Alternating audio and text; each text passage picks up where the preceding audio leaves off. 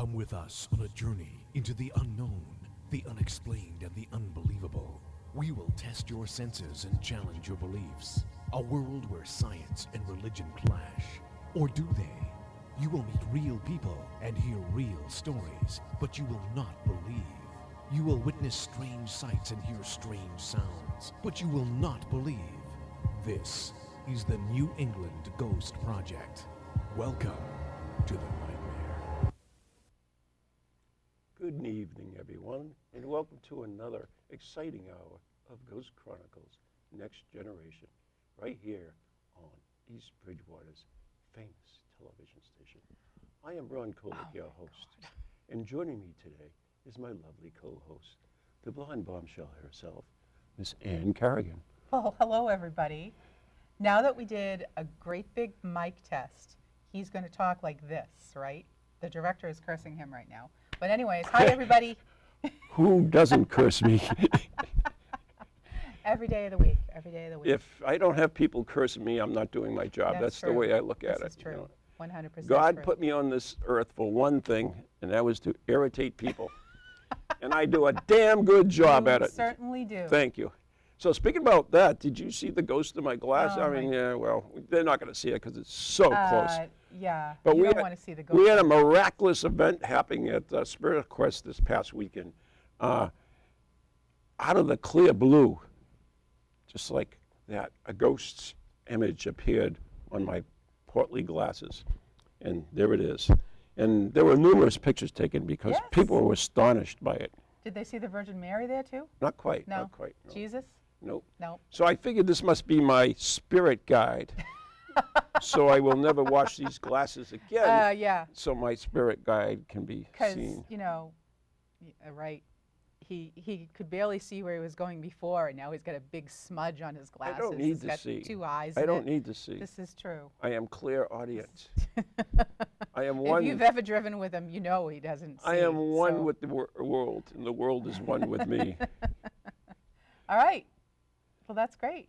So what have you been up to? Scientifically speaking, of course. Yeah. What have you been up to besides getting skeletons on your glasses? It's not a Or skeleton. ghost? It's my spirit Ghost. guide. So we've Your been spirit guide. Yeah, we've had a fun-filled adventure, Steve and I. Yeah. Have. Yeah, we went to all the fabulous, previously used places Salvation Army, Goodwill. and got some astonishingly fabulous, previously used Ooh, items. I can't wait to see. Are they haunted? I don't think so, not this time around. No? But anyways, I do believe that we have a cemetery because I want to get right to our guest because he's traveled do have a 6,000 miles to great- come here. Yes, we have a Yeah. great guest tonight. Yes. So, yes, we have a cemetery tripping this month. I know. I haven't done a cemetery tripping. You've all been dying and missing it. So, tonight we have a cemetery tripping for you. So, if we could roll that, Russ.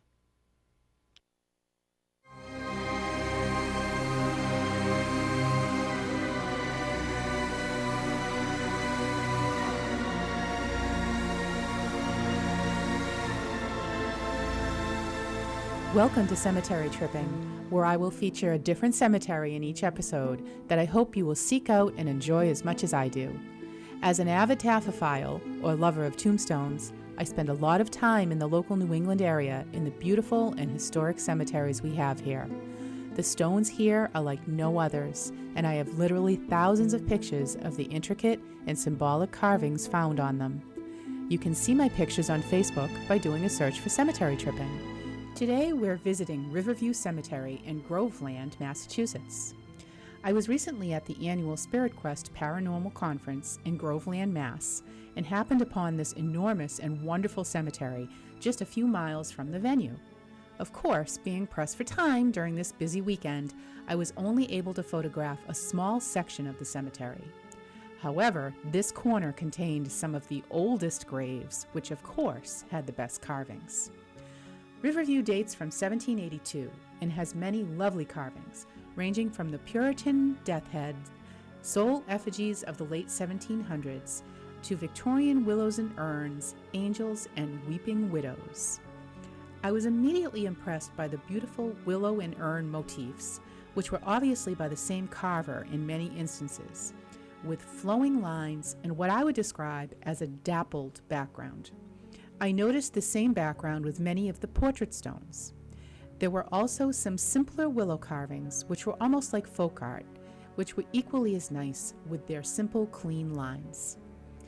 I came across a series of footstones for the Kimball Hopkinson family, which all bore a coffin-like inscription. I've never seen this on footstones, which tend to be generally unadorned except for a name or initials. The actual gravestones all had a form of death's head, which I like to call aliens, due to their oval head shapes. This is not the official name, by the way. And they also contained hexafoil-type designs. 3 stones which had incredible examples of Victorian carvings were those of John G. Brown, Thomas Savery, and Edna Parker. John G. Brown's marker is engraved with a stunning angel with flowing robes, pointing upwards and carrying the scales of justice. She is one of the 7 virtues, justice. This was exciting to me because I seldom see this particular virtue in the cemetery. This carving would lead me to believe that John Brown was somehow employed in or associated with the legal profession. The marker is also adorned with grapes and grape leaves, which represent Christ and the Christian faith. The grave of Thomas Savery literally stopped me in my tracks. It has very ornate carvings of a winged serpent or a caduceus, which indicates an association with the medical field. Although I knew what it was, the first thought that popped into my head was dragon. A large urn is flanked by weeping willows, with a column to the left and a grieving widow to the right. Finally, Edna Parker's tombstone is resplendent with sunflowers, thistle, and a large soul effigy, and stands almost as tall as me.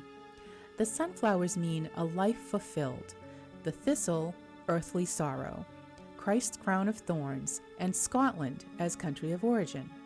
It also bears the saying, memento mori, which means remember thy death. The soul effigy is the gentler successor to the grim death's head, both basically meaning the soul's ascension to heaven on angel wings. A famous burial in the cemetery is Civil War Congressional Medal of Honor recipient Frank M. Whitman.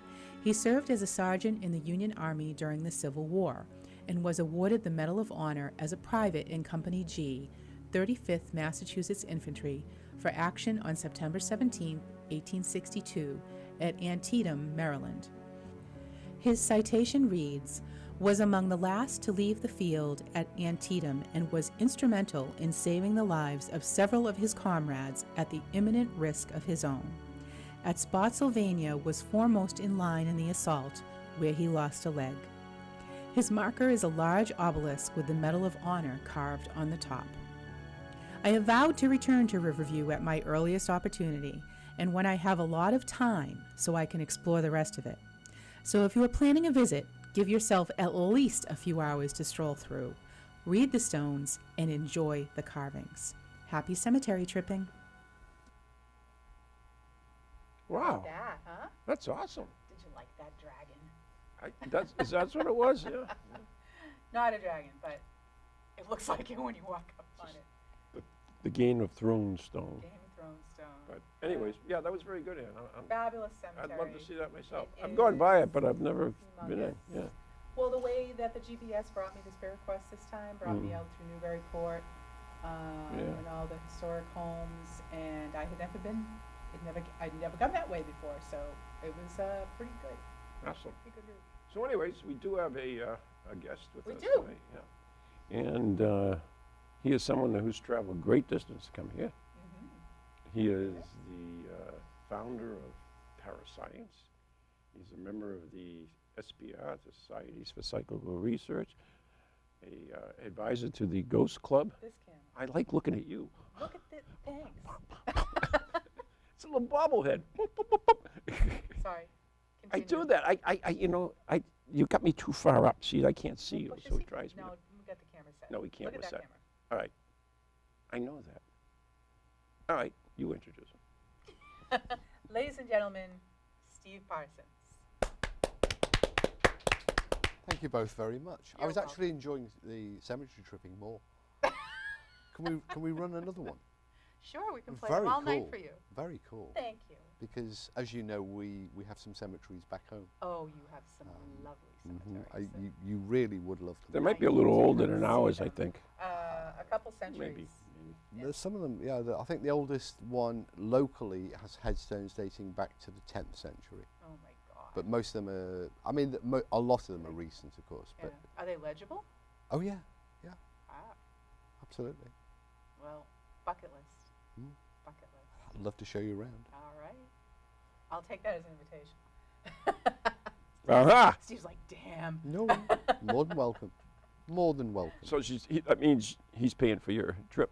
Oh. Yep. Even better. Because when you say it's an invitation, then that means Brits Oh, consider really? that as that you're Oh. want them over don't- there, and I yep, don't- they're paying for your I don't trip think and Steve's all that buying stuff. He's the one who told me about it. I don't know anything. I don't know anything about the Brits. I'm just a poor old New England boy from Poland. So there you go. Upstart colonial. Yeah, that's that cool. Yeah. Anyway, so Steve, as I mentioned in his intro, has recently been involved with. No, he's always been involved with the SPR, but recently he was commissioned by them to do a fabulous new book for them, which is the Guidance Notes. And you want to tell us a little bit about that, Steve? How that came about? How it came about is the realization that the Society for Psychical Research, which has been around since 1882, had published a series of notes of guidance for people who investigate the paranormal, predominantly hauntings and apparitions, those sort of phenomena. And the last edition was published in 1968, which means that it was somewhat out of date. It had some great lines like, if, for example, you suspect the witness of perpetuating a hoax upon you, then you sit them in a chair, you put a light-proof cloth bag over their head, and you tie their hands lightly behind their back with some black cotton thread. Now, bagging and tying is frowned upon. Yeah, we still do that, because we follow the original guidance notes. I mean, we've got to stop and do that now. We have to bring. Well, I mean, a lot of the information hasn't really changed since the first edition was 1955, and then of course we've got the famous Harry Price Blue Book, which is in 1937. But I also realised that paranormal investigating there's a community of around 15,000 in the UK, around 200,000 in the USA. Oh my God. Many of whom hadn't heard of the SPR and didn't know what they did, but most importantly didn't realise that the SPR was such a valuable resource to them, that they have all of 150 years of examining these subjects, and they have an archive and a library, and they're freely available. There's no charge. But I also equally realised that the SPR had sort of pulled up the drawbridge and withdrawn into its ivory towers and wasn't outreaching to the ghost hunting community. And you can see from both sides, because there are some strange practices that you see in haunted houses being used by investigators. Definitely. Paranormal kitties and various ghost boxes and such. So in 2016, I'm not rising to the paranormal. He's got a name. All right. Yeah. In 2016, I attended the SPR conference where I presented a paper entitled "What Have the Romans Ever Done for Us?" which harangued the Society for Psychical Research for being the domain of parapsychologists and anybody else that wants to wear corduroy, and said that you are just failing the community. You are making no effort whatsoever to reach out to them and to tell them that you exist and to tell them that you are a resource for them. And equally, I harangued the ghost hunting community for not picking up a book and not making themselves aware that there was 150 years of ghost hunting before they showed up. Right. The upshot being, they said, well, what should we do? Well, I'd already made some suggestions about what to do, including, well, we need to sort this guidance notes out, which is now so horribly out of date that we can't go and bag and tie witnesses, however tempting it might be. There wasn't a line of thought. I was very tempted to put a line about you can electrocute mediums, but that wasn't allowed either. So they said, okay, you've got the job. So for the next, I thought it would be a relatively straightforward job to write, because the commission was about 40 pages. And I thought, well, that's going to take me a couple of months. It took me over a year. Wow. Because one thing leads to another. And one thing I was very, very conscious and careful about is I didn't want it to be come across as you must do this. You must. This is the only way that you can do it. Because that wasn't what the SPR was saying. What the SPR is saying, here are some good guidelines for good practice. If you follow these guidelines and develop them into your own investigations, then your evidence and the quality of your investigation will raise up. And then you can produce evidence that will challenge the parapsychologists and the skeptics like Joe Nickell and Chris French and others. So it was about upping the game. Right. So the hardest part was to write them in such a way as to be encouraging rather than authoritarian.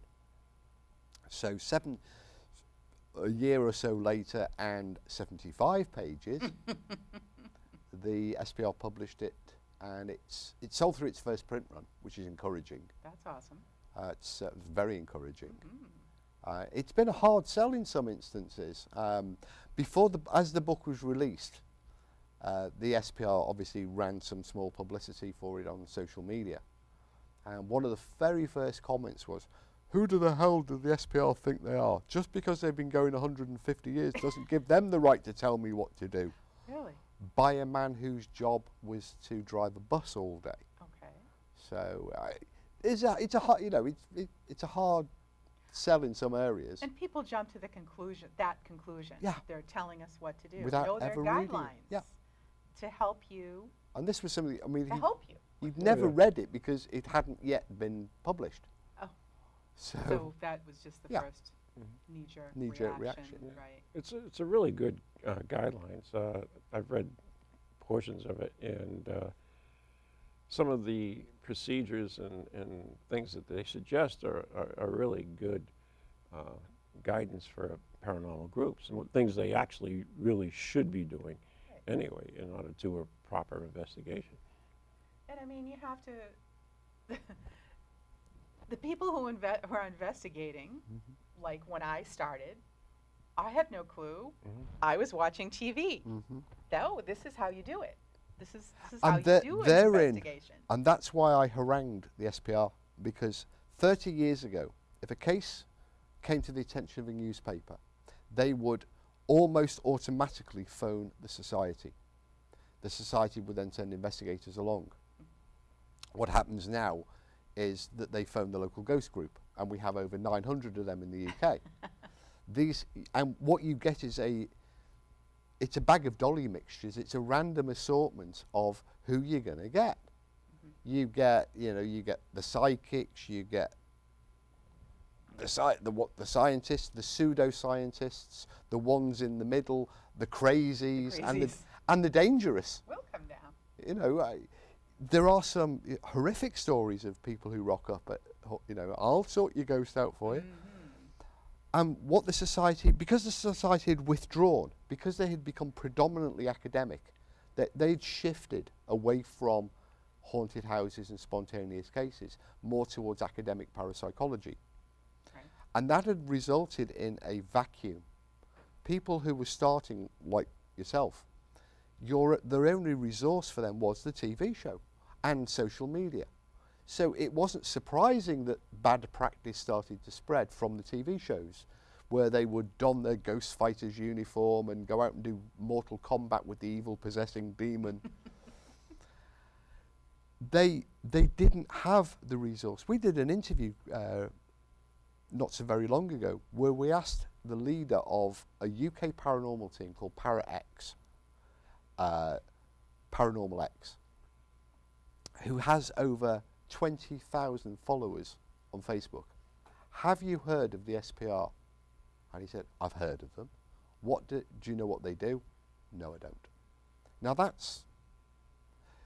I guess I'm kind of fortunate, because when I grew up and started ghost hunting, there was no social media, and there was no ghost hunting television shows. So I had to go to the local library and dig through books and find another book and figure it out for yourself. But you were basing it on the work of Hans Holzer, Peter Underwood, Harry Price. So you were getting relatively good information. And like with the guidance notes, I then developed that information. The guidance notes are not a you must do. They are just simply some suggestions, some guidance. It's a smallish book. It's designed that you can chuck it in the kit bag, next to Paranormal Kitty and the SLS camera and the Frank's box. He's bringing up Paranormal I Kitty. know. I do have a soft spot for. I do have a soft spot. Ron tried to make me bring the cat down. I can't believe you didn't bring Paranormal Kitty. No. Can He's we- not mine. He's only going on vacation He's just to the going- UK. He's going to visit the UK. He's going to visit the UK. But So- we've given him a name now. What's the Paranormal Kitty's name? Kitty Bits. Kitty Bits. Kitty Bits. Because he has no bits. So, And the on-off switch is in a very precarious spot under the tail. so the story, can we talk about Paranormal Kitty just Well, for a moment? Before you do that, then Okay. you really have to explain what Paranormal Kitty is if you're going to do that. That's what I was just going to do. Okay, exactly what it is, I mean. Yes. Okay, fine. So Paranormal Kitty, Kitty Bits. Kitty Bits, is looks like a stuffed cat, like a toy, Because it is. but it is. But it has an EMF meter in it. So if you're doing paranormal investigations, if you have an EMF meter, it lights up with, the electrical charge made by the spirits, or the plugs in the walls, or somebody's cell phone. So Paranormal Kitty is kind of like, it's meant to be a trigger object, right? Ghost bait. Ghost bait. It's ghost bait. The ghost draws nearer and Kitty's collar you see, I think the nose goes first Yeah, and then the lights go round the collar. the collar, the ears or the paws. No, No, just the collar. just the collar. So, And it meows. meow, meow. It's terrifying. So Paranormal Kitty was gifted to Steve. Loaned to Steve. I think she gifted it to you. Well, it started a year ago, didn't it? Yes, she. Yeah, She brought had it along. last She, year. our good friend Sandra. Sandy had brought it at a Paracon, Mhm. and she'd brought it along, and I was immediately both baffled, puzzled, intrigued, and amused, and I fell in love with the thing.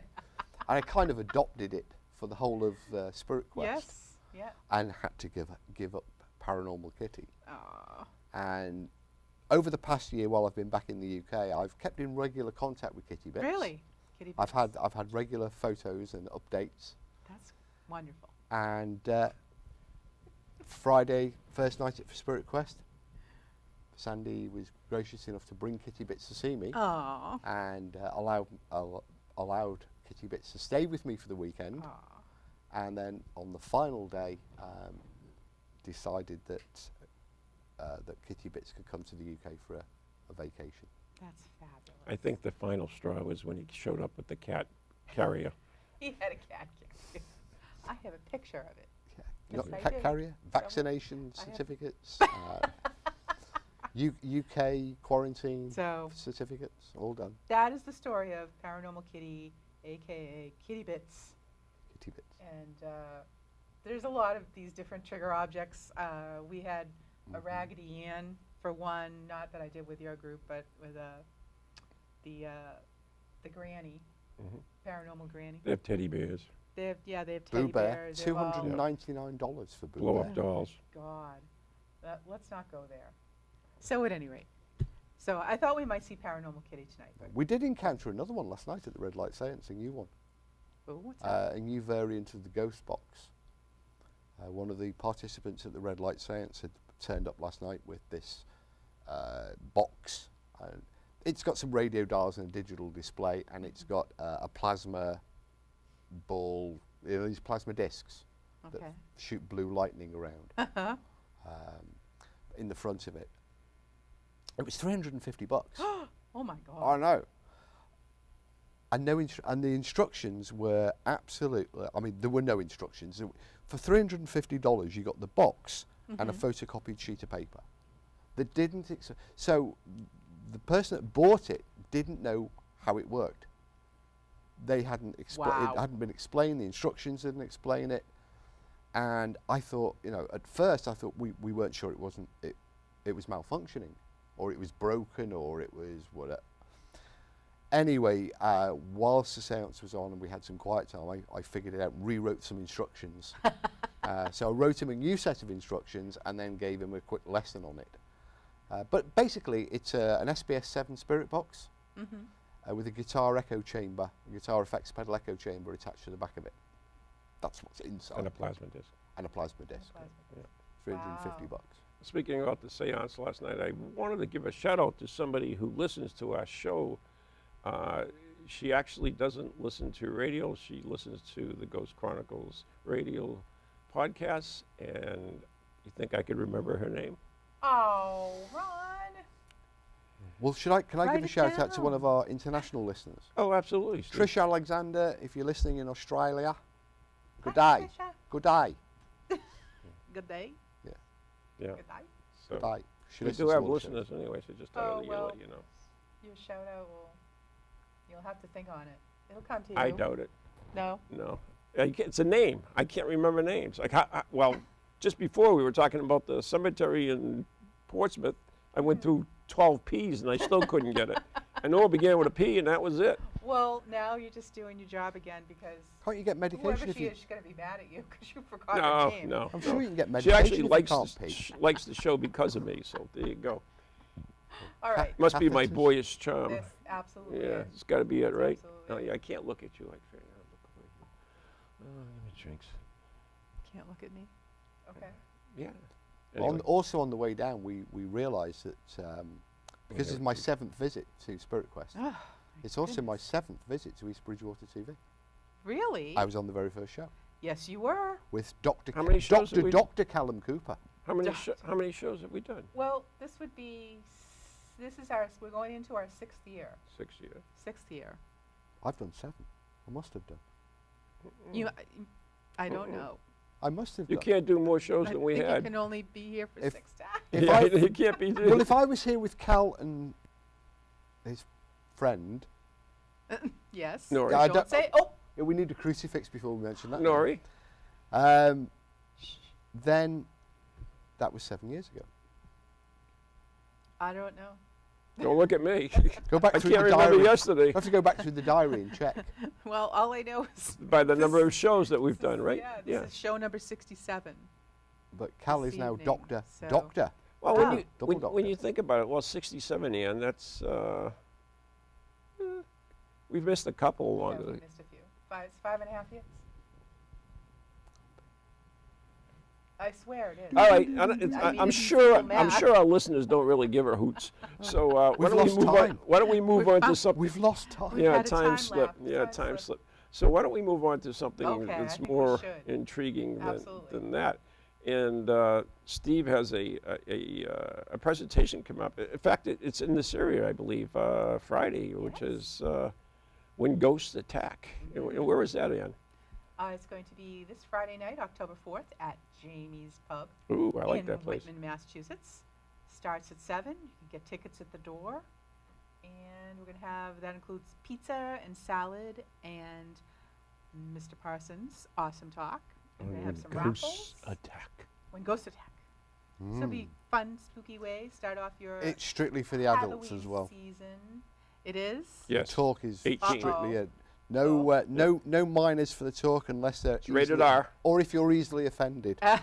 Rated R for Ron. Oh, all right. Well, I may have to reach out to somebody that asked me and tell them not It's to n- bring it's- their it's- 14-year-old. No, it's well, Yeah. possibly not a 14-year-old. If she's Okay. got the money, that's fine. There is nothing too terrible. That was bad, wasn't it? There is Yes. nothing too terrible. Yes. All right. Okay.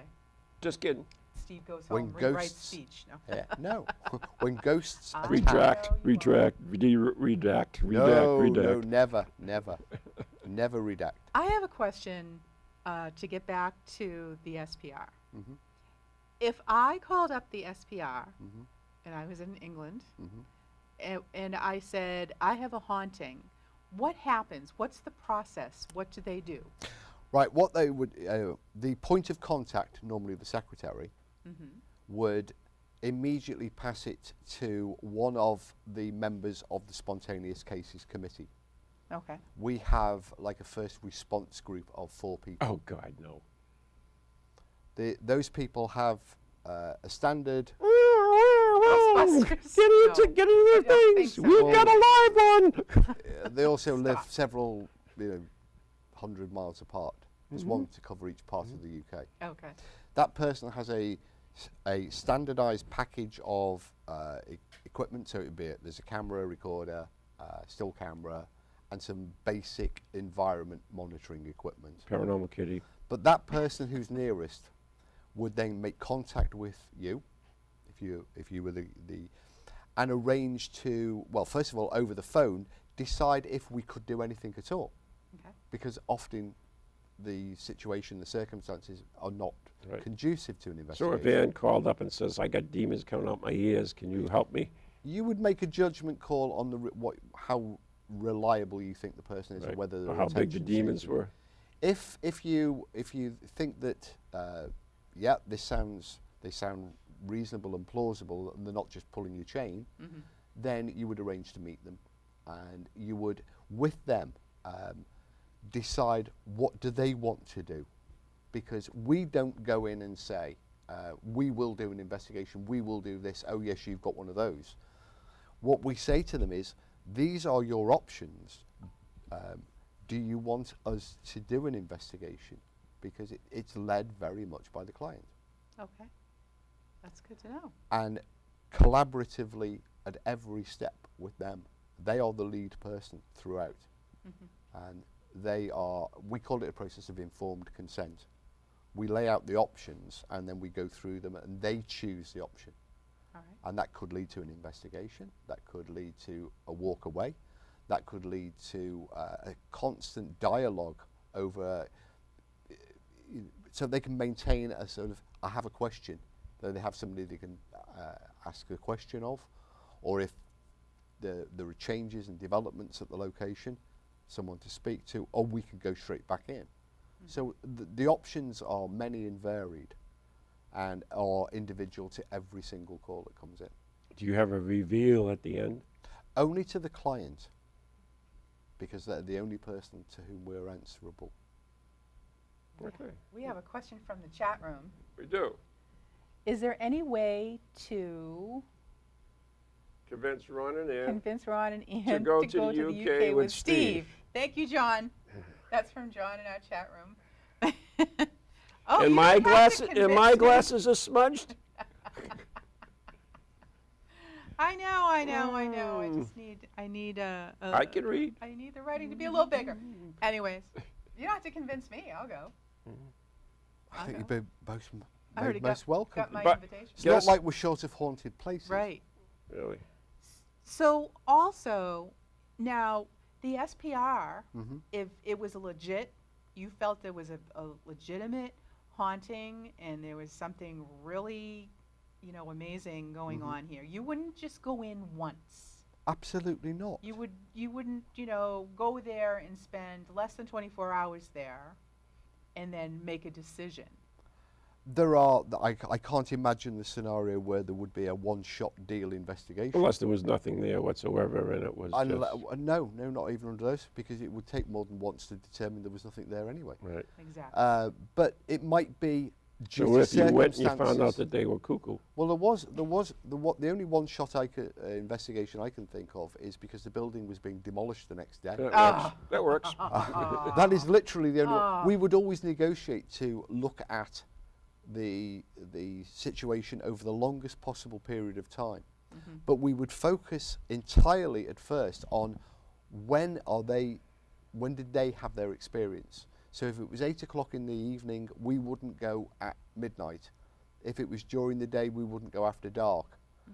And you start with what we know. So we start with what the witness has told us about their experience. And what we're trying to do is not debunk, but understand. So we try to understand what happened to them. Now that might be by using our own investigators in the same situation to see if they too have similar experiences. It might be, for example, if the events were audible, they heard something, then we could validate that and objectify it by using sound recorders. We certainly wouldn't deploy a truckload of equipment from the off. We would only measure... You wouldn't bring the fish truck in? No. We would only ever measure what was required. So if they said it got colder or warmer, then you have a reason to measure temperature. If they said they heard footsteps, you would naturally monitor the sound. You would also monitor vision with sound as well, because sound on its own, if you have a sound recording of what sounds like footsteps, you need vision to demonstrate there was nobody there, or it wasn't one of your team or somebody, the janitor walking through. Or if it was an apparition, we could use video and still photography. We would never, the SPR doesn't own full spectrum and SLS cameras for a very good reason, because if the witness says, hey, I saw an apparition, then they saw them with their own eyes in the visual spectrum. It's true. They didn't see an infrared or ultraviolet. Right. We would also measure some esoteric or more unusual natural phenomena, such as very low frequency sound. We would also look at the electromagnetic spectrum as well, if we felt it was necessary. Right.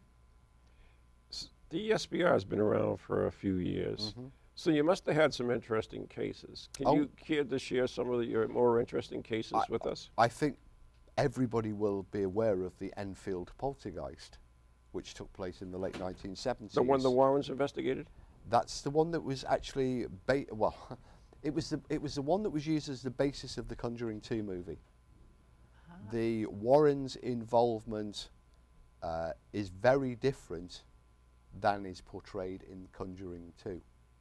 In fact, the lead investigator, one of the pair of lead investigators for the Enfield poltergeist case, was Maurice Gross and Guy Lyon Playfair.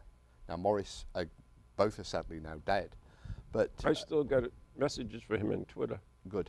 Yeah. But Guy Playfair In Underwood too. became, he had nothing to do with it. Guy Playfair became a very good friend of mine, and I was given the opportunity to we talked about it on a number of occasions. Indeed, we had him as a guest on Ghost Chronicles International, and we asked him, what was Ed and Lorraine Warren's involvement with the Enfield poltergeist? And he said on one day they were in the house during the day making some recordings, and there came a knock at the door. Guy being the nearest, he opened the door and there stood an American whom he didn't know, and he said, my name's Ed Warren, we could make thousands off this. Oh, God. Guy thanked him politely and shut the door. Guy says that the Warrens never set foot in the building. What's very bizarre about the whole thing is that we know for a fact, because the SPR have got the full documented archive of hundreds and hundreds of hours of recordings and interviews and transcripts. The Warrens didn't set foot in the house. Yet when the Conjuring 2 movie was trailing, they did an interview with one of the children now grown up, who, on camera, thanked the Warrens as being the only people who were there and were listening and were helpful and who were able to sort the problem of the Enfield poltergeist out. Huh. That's interesting. Very, very strange interview to see. Not unusual in terms of psychical research, because of course the Fox sisters also, for a fee, they redacted their claims and said that they were clicking their toes, and then changed their mind later. Okay. So We have another question. Can you read it? Yes, this is nice and big. Is Okay. the Haunting by Kolek Daunting? Real or fiction? Daunting? Not familiar with that. Are you? Oh, The Haunting. Is it The Haunting movie? Could be referring to the... You can just say it. Oh, by Donald Sutherland? Oh, the movie The Haunting. Oh, okay. It's very loosely based on a number of cases all sort of stitched together. You know, he's the parapsychologist and he brings his student ghost or parapsychologist along to a big haunted mansion. I'm sure you've seen it. Oh, yes. And it's kind of a mishmash of several cases. There are lots of places that claim to be the inspiration for The Haunting. And there's also been a remake of it. But no, it's not. It's not based on any one particular case. It's actually based on a sort of melding of bits of lots of different cases. That's my favorite. I want to get back to movie. the infield poster, guys, because basically you just didn't really tell anything about it. You just said the warrants weren't there. What was That was the most important part. not the warrants not weren't to our there. listeners? Well, if What, they've seen what they would like Conjuring- to know is what what really occurred there and what the case was in itself. Well, I don't want to give a huge amount away because they would have to come to the Wyndham next Monday to hear the talk entitled "The Most Haunted House in the World." Essentially, this in this quiet, leafy suburb of North London, there was an ordinary brick-built terraced property, and in it lived a mother, her two daughters, and there were two sons. The father, there'd been difficulties, and they had separated, and the father had nothing to do with it. There were also some health issues with one of the boys, and he lived away from the home for parts of the year. Events started quietly enough, as they often do, with scratchings and objects starting to move, which accelerated very rapidly into much larger movement of objects, noises. The first witnesses were in fact two police constables who were called on the very first night, and whilst they were there, they both witnessed a chair, a normal heavy chair with four legs, no wheels, move itself right across one of the rooms. There were other events such as one of the children managed to levitate through a wall and appear floating past next door's bedroom window, the other side of because the houses are joined. And it had, over the course of it, the whole series of events lasted about 9 months, and almost from within a week of them starting, the SPR investigators were visiting, living there on many occasions, staying there overnight. And they witnessed and documented perhaps the full panoply of paranormal activity. There were apparitions. The key and most bizarre thing were the voices.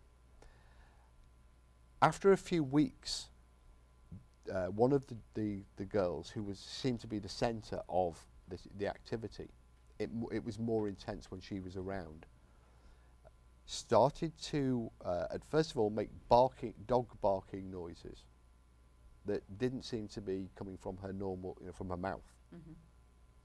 Then she began to speak in the voice of an elderly man. Now the SPR obviously they thought, well, she's playing along. So they called upon a speech therapist and a professional ventriloquist in order to examine both the noises, the voices, not just recordings, whilst they were actually taking place. And they deduced that this girl could not have been producing these voices by any normal means.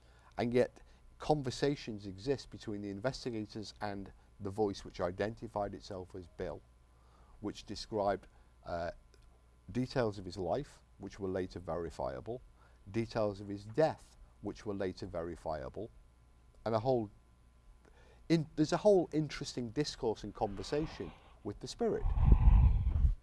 The spirit voices lasted for many, many, many weeks.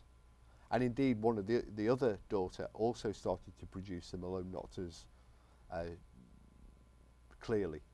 But the elder daughter, Janet, certainly could, or Bill was certainly speaking through Janet. I think the effect was described as beneath our normal vocal cords, we have a second set of auxiliary flat vocal cords called false vocal cords. Now you can actually talk with them, but it leaves you, after a few moments, hoarse and with a sore throat. And yet you have Janet supposedly speaking in this fashion for over an hour in some instances. Now the SPR have the full set of recordings, and indeed on Monday night I've been able to access some of them. Nice. Including a 12-minute interview with the poltergeist. Oh, wow. But it set fire to things, it poured water on things. On one occasion it ripped a 60-pound cast iron gas fire surround out of the wall. And the skeptics like Nicol and others all claimed, oh, it was the work of the girls. Now, absolutely, on one occasion the girls decided to prank. There was an investigator who they didn't like very much, and they decided to prank the investigator. And they went into the kitchen, and they were obviously up to something. And it's recorded by Maurice Grossi, one of the investigators. He could see they were doing up to something, so he was keeping a close eye on the two girls, because they were obviously being conspiratorial Plotting. and giggling and plotting. And then a spoon got thrown in the kitchen, and they were, oh, Mr. Gross, do come and have a look, there's a spoon been thrown. And he said, I just saw you do it, why do that was the basis of an awful lot of people turning around and saying they did everything else, when a great deal of it happened when they weren't there, and couldn't possibly have been involved. But there were 30 or 40 independent witnesses, from police officers through to innocent passerbys who were later interviewed. Did the SPR do any work with mediums, other words, investigating mediums, or that type of claims? The SPR as a body has no corporate view. They also don't have the facilities to investigate or test mediums, and that's not because I know like Harry Price was involved a little bit working. Well, with that was Harry Price set up the National Laboratory for Psychical Research. But he wasn't he involved with the SPR? He was a member of the society, but then he left and formed the NLPR. The society doesn't have its own laboratories or research facilities, but it does put a lot of funding and resources into universities that do. And a lot of SPR members like Dr. Cooper and others, they study the idea of mediumship and consciousness and psi, these super abilities that people claim. So the SPR fund an awful lot of research projects, but they themselves, their members do, funded by and independently of the SPR. Is there a lot of paranormal research or paranormal studies being done in universities in England? There is some being done. There is notably 2 academic research groups. There are several other universities that have smaller teams of interested people. But at Northampton you have a department for anomalous psychology, they call it, and that's where Cal works. And then there is an older one up at Edinburgh University, which has been going since the 1970s, called the Kersler, what we called it the Kersler Laboratory, the Kersler Lab. It's probably, the name's incorrect, but that was actually founded of a bequest from Arthur Kersler, who was one of the SPR members. How do you become an SPR member? You just join. Just join. You just join? They'll Give them your money. They'll happily. Give them your money and you're there. Yeah. I'm a member of the Ghost Club. This is the thing. People, and this was why I ranted at the SPR, because they'd given off this impression that you had to be, sort of aloof and elite and wear corduroy with leather patches on your arm and have penny round glasses in order to become a member. But no, absolutely anybody can become a member of the Society for Psychical. Anywhere in the world. We have members all over the world. Rick Hale is a member, right? We have members all over the world, and indeed the conferences are attended by people from all over the world. And all of those people accessing the hard library, which has several thousand books in it, might be more difficult because in the UK we can post them in and out, and there's no charge. But the online library, which is truly comprehensive, is available to every member free of charge. Ooh. Where you can download huge chunks of information. Well, there you go, folks. Yep, so become a member. Sign up. Send them your money. It's not even expensive. I mean, there are Not levels. cheap. Well, what's $35? It's not that much. 3 years. Is it really? That's pretty reasonable. For the SBR? Yeah. Oh. You I know, thought that was 100 and some odd. no. Interesting. You know, it depends which level of membership you've Yeah, accessed. exactly. If you have an associate membership, it'll cost you less than a good steak dinner. All right. That's good to know. So then you could put it on your resume and look like you're somebody. Well, that's Very one of the important. problems that we've tried to address. Very important. Because what we have noticed in recent years is that people join just to say, I'm a member of the SPR, Exactly. like a badge of accreditation. Like you're a doctor. And this year, the seriously. SPR are, the guidance notes, which we talked about earlier, are literally only the very first step of a rolling program. Later this year, the go-ahead, the green light has just been given to a ghost hunting investigators training course run by the SPR. Really? That's lovely. And who would be involved in that? Whoever wants to be. It will be open and available to Oh, who was anybody. designing the course is what I'm saying. They gave the job to me. How did I know that? But most For of those who don't know, Steve is also written another book called Ghostology, which is a lot bigger than a 65-page guidance close notes. on 300 pages. Yes, exactly, and it goes into a lot of the ghost hunting techniques and so forth. And it's a good book to check it out. It's on Amazon. They're I believe. both all three books, Ghostology, Paracoustics, and the SPR guidance notes are all available on Amazon.com.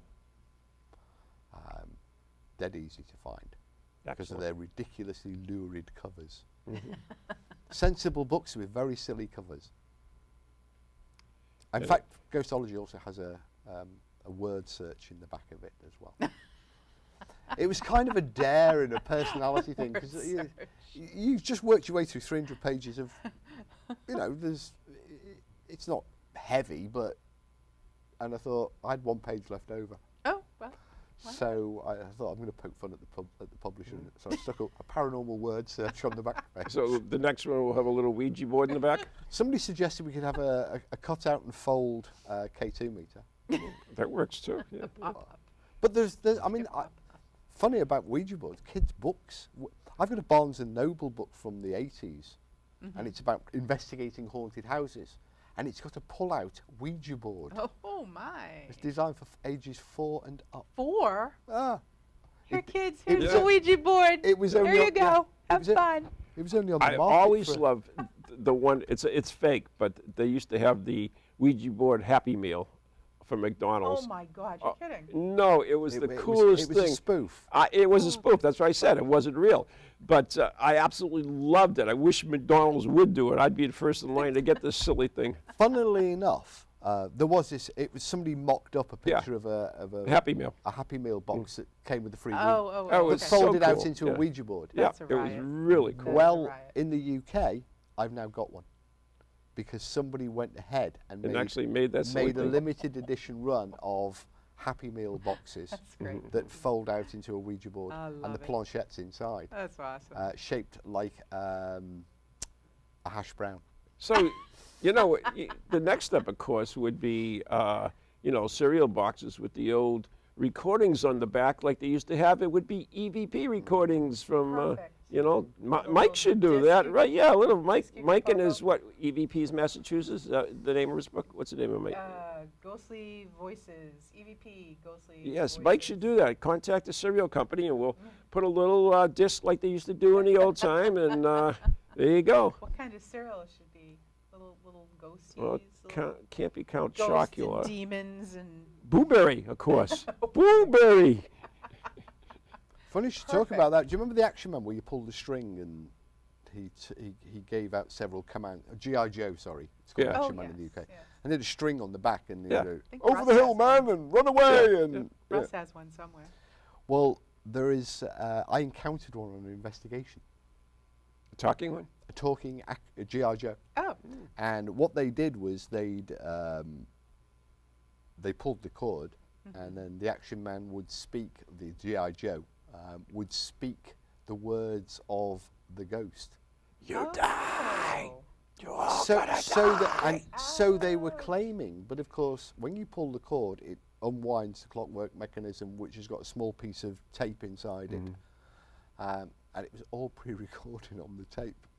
God bless them for trying. oh God, that's great. But they had people, you know, for a while, people on their public ghost hunt were going, oh my God, the Action Man said, I mean, it had great one-lines in it, like, you will die, leave this place. They'd all been pre-recorded. Oh, Listen to the psychic.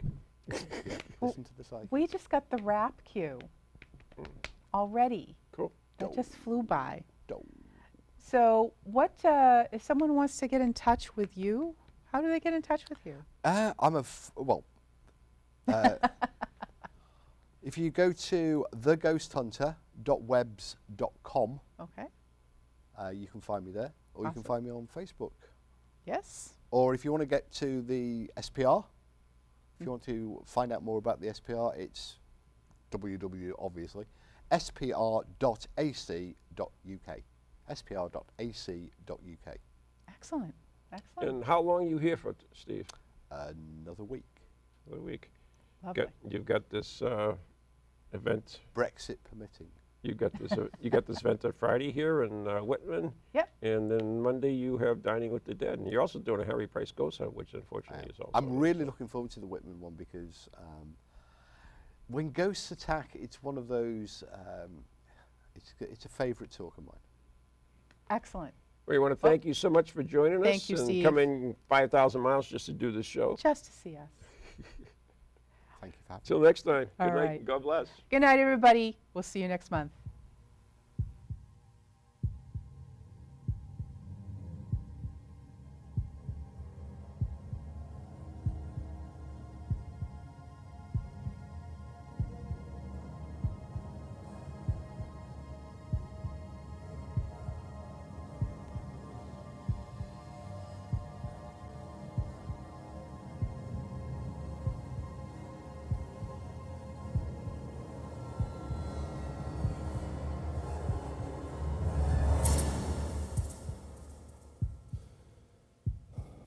From ghoulies to ghosties, long-leggedy beasties, and things that go bump in the night. Deliver us, good Lord.